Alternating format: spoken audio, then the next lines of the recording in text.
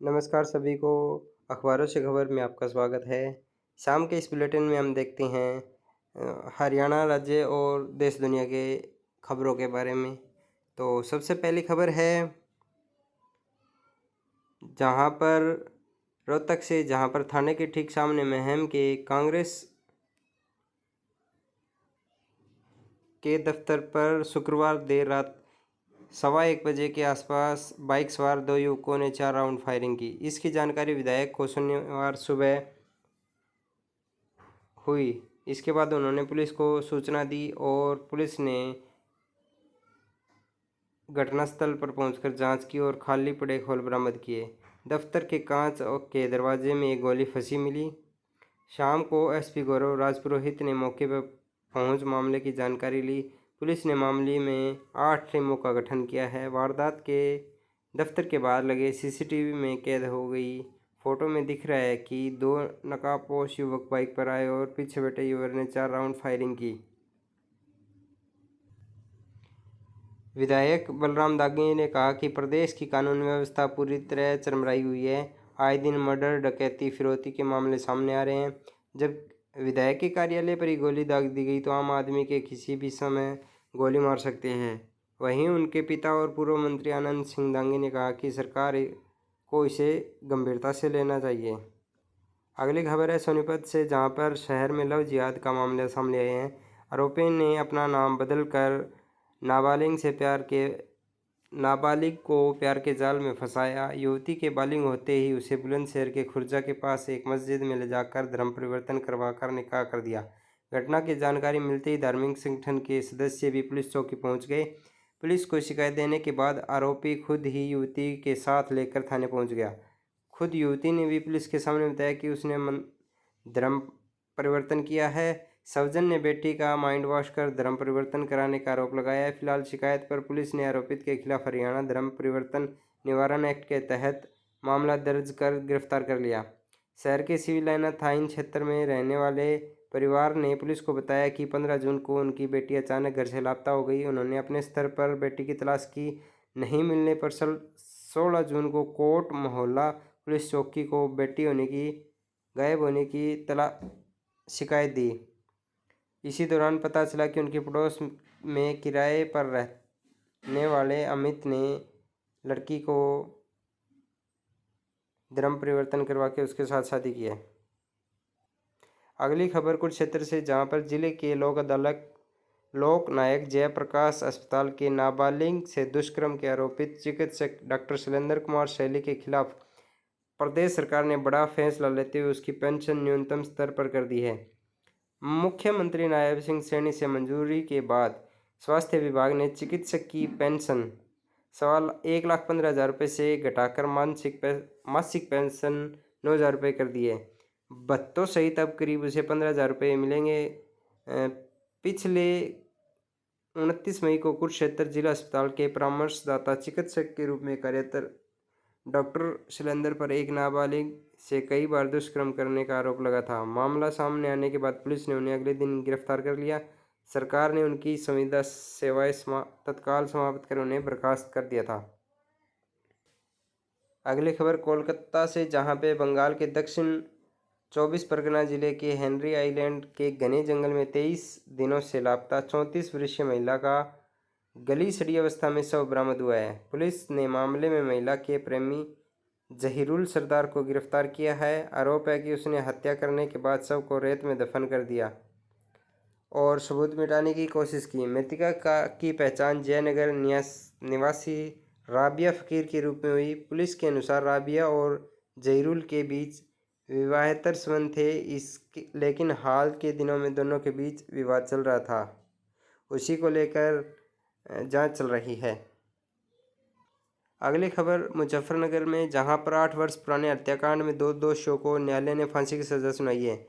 मुख्य दोषी ने 2 दोस्तों के साथ मिलकर पत्नी के प्रेमी की गला दबाकर हत्या की और पहचान छिपाने के लिए शव को जला दिया था। मुख्य दोषी की 10 दिसंबर 2025 को मौत हो चुकी है। न्यायालय ने कहा कि हत्या के पीछे गहरी व्यक्तिगत दुश्मनी के बदला लेने की प्रवृत्ति रही। दोषियों ने अपनी घृणा जाहिर करने के लिए शव को जलाकर विकृत कर दिया था। ऐसे में मृत्युदंड जैसी सजा में कानून का खौफ बनेगा। न्यायालय ने हत्या को विरल और विरलतर श्रेणी का माना। 35 वर्षीय राजेंद्र सैनी के वीरसेन की पत्नी उषा से अवैध संबंध थे। इसको लेकर वीरसेन और राजेंद्र के बीच कई बार झगड़ा हुआ। 4 जून 2018 को वीरसेन अपने दोस्त गजेंद्र उर्फ गिल्लू के साथ रामकिरण उर्फ सावनगिरी के साथ राजेंद्र को बाइक पर बैठाकर ले गया। 5 जून 2018 को राजेंद्र का चला जब शव एक खेत में मिला था। उसके भाई जयविंद्र और अंकुश ने शव की पहचान की। पुलिस ने पूछताछ में पता चला कि खेत में ही बैठकर पहले चारों ने शराब पी। इसके बाद नशा होने पर राजेंद्र का गला घोंटकर हत्या कर दी। पहचान छिपाने के लिए शव को जला दिया।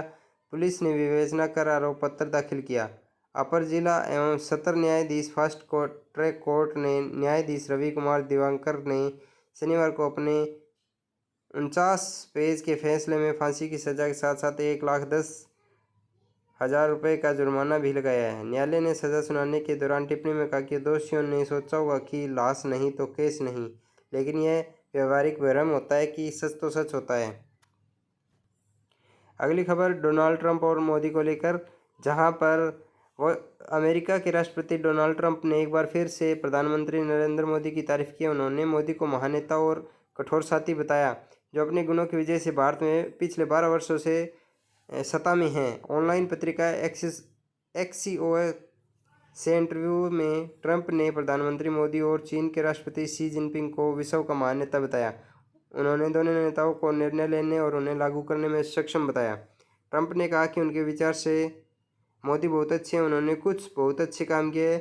वह जिस तरह से युद्धों से दूर रहे, उससे प्रदर्शित होता है कि वह बुद्धिमान है। उनके पास 1.5 अरब लोगों की ताकत है। वास्तव में वह बड़े हैं। इस प्रकार डोनाल्ड ट्रंप को जब भी मौका मिलता है, वो हमारे देश के यशस्वी प्रधानमंत्री मोदी का तारीफ जरूर करते हैं। अगली खबर हमारे पड़ोसी देश पाकिस्तान से, जहां पर खैबर पख्तूनख्वा प्रांत में शनिवार को सड़क किनारे हुए 2 विस्फोटों में 7 लोगों की मौत हो गई, जबकि 3 अन्य लोग घायल हो गए। पुलिस ने बताया कि बन्नू जिले में हुए इन विस्फोटों की अब तक किसी संगठन ने जिम्मेदारी नहीं ली है। बन्नू के जिला पुलिस अधिकारी यासिर अफरीदी के अनुसार पहला विस्फोट सड़क किनारे लगाए गए इम्प्रोवाइडर एक्सप्लोजिव डिवाइस में हुआ। इसकी चपेट में आई एक यात्री वैन में 5 लोगों की मौके पर मौत हो गई। इसके कुछ देर बाद उसी स्थान पर दूसरा विस्फोट हुआ, जिसमें बचाव कार्य में जुटे लोग शिकार हो गए। दूसरे विस्फोट में 2 लोगों की मौत हो गई, जबकि एक वाहन भी क्षतिग्रस्त हो गया। अगली खबर, अगर आप कोई प्रॉपर्टी लेने जा रहे हैं तो कृपया जांच पड़ताल करें, क्योंकि इसी से संबंधित गुरुग्राम में दिल्ली की एक महिला से गुरुग्राम में 500 गज जमीन बेचने के नाम पे 69 लाख रुपए की कथित ठगी का मामला सामने आया है। आर्थिक अपराध शाखा ने धोखाधड़ी व आपराधिक साजिश के आरोप में केस दर्ज कर जांच शुरू कर दी। दिल्ली के तिलक नगर निवासी स्नेहलता गुप्ता ने शिकायत में बताया कि गुरुग्राम में संपत्ति खरीदने के दौरान उनकी मुलाकात प्रॉपर्टी डीलर रविदीप उर्फ विक्की से हुई। उसने धनकोट गांव में 500 गज जमीन देखकर पालम विहार निवासी देवेंद्र सिंह को उसका मालिक बताया। 1.37 करोड़ रुपए में सौदा तय होने पर जून से नवंबर 2024 के बीच उन्होंने नकद व चेक से करीब 69 लाख का भुगतान किया। शिकायतकर्ता का आरोप है कि रजिस्ट्री नहीं करवाई और जांच में पता चला कि देवेंद्र सिंह जमीन का वास्तविक मालिक नहीं है।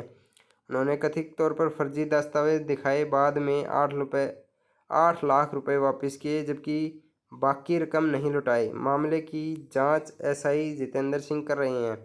तो अगर आप भी कहीं से भी कोई प्रॉपर्टी खरीद रहे हैं तो कृपया पहले पैसे देने से पहले अपने स्तर पर और विभिन्न सोर्सों से प्रॉपर्टी की जांच जरूर करवाएं, ताकि आप लोग धोखाधड़ी से बच सकें।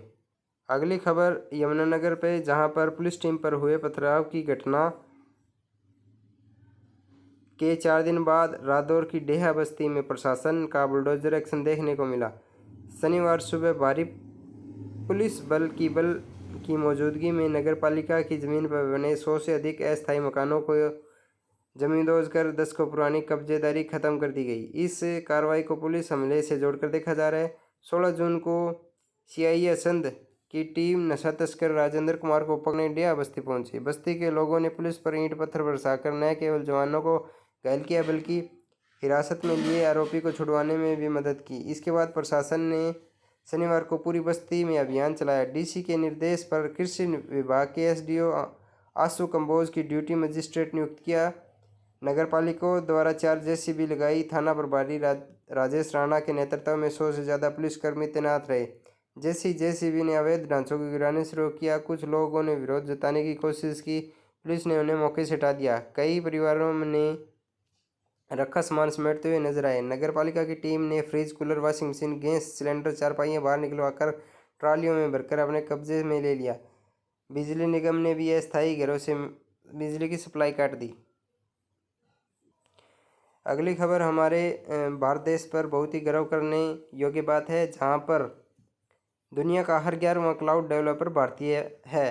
भारत दुनिया का क्लाउड टेक्नोलॉजी में सबसे तेज़ी से बढ़ता केंद्र बन गया है। क्लाउड नेटिव कंप्यूटर फाउंडेशन की ताज़ा रिपोर्ट के अनुसार भारत में इस समय करीब 22.5 लाख क्लाउड डेवलपर है। यह दुनिया के कुल 2 करोड़ डेवलपर का लगभग 11% है। क्लाउड डेवलपर इंटरनेट पर चलने वाले ऐप्स और सॉफ्टवेयर बनाते हैं और उन्हें सुरक्षित रखते हैं।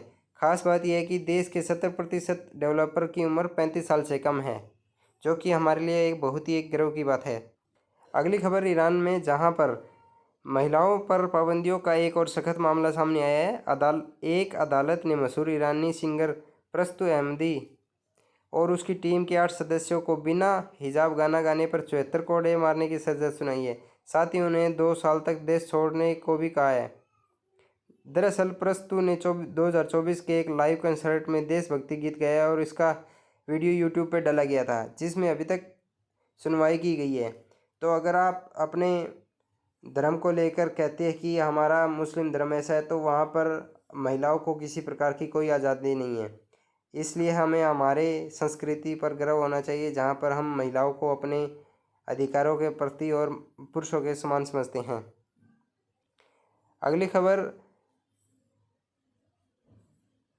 राष्ट्रीय अपराध रिकॉर्ड ब्यूरो एनसीआरबी की वर्ष 2024 की ताज़ा रिपोर्ट में पंजाब में नशे की गंभीर स्थिति को लेकर एक बार फिर खतरे का संकेत दिया है। रिपोर्ट के मुताबिक नशीले पदार्थों के अत्यधिक सेवन और ड्रग ओवरडोज के कारण दम तोड़ने वाले युवाओं के मामले में पंजाब 106 मौतों के साथ देश में दूसरे नंबर पर है। आबादी और भौगोलिक आकार के अनुपात को देखें तो पंजाब का यह आंकड़ा बेहद डरावना और सामाजिक ताने बाने को झकझोरने वाला है। वहीं हरियाणा में 42 मौतें हुई, जो पंजाब से आधी है, लेकिन दिल्ली एनसीआर से सटे क्षेत्रों में यह ग्राफ लगातार बढ़ रहा है। आंकड़ों के अनुसार देश भर में ड्रग ओवरडोज से हुई मौतों के मामले में दक्षिण भारतीय राज्य तमिलनाडु में 313 मौतों के साथ पहले स्थान पर है। यहाँ मेडिकल प्रिस्क्रिप्शन दवाओं और सिंथेटिक ड्रग्स का दुरुपयोग की वजह से मौतें बढ़ रही हैं। तमिलनाडु में 313 मौतें लगातार इस सूची में शीर्ष पर बना हुआ है और राजस्थान में 93 मौतें हुई हैं।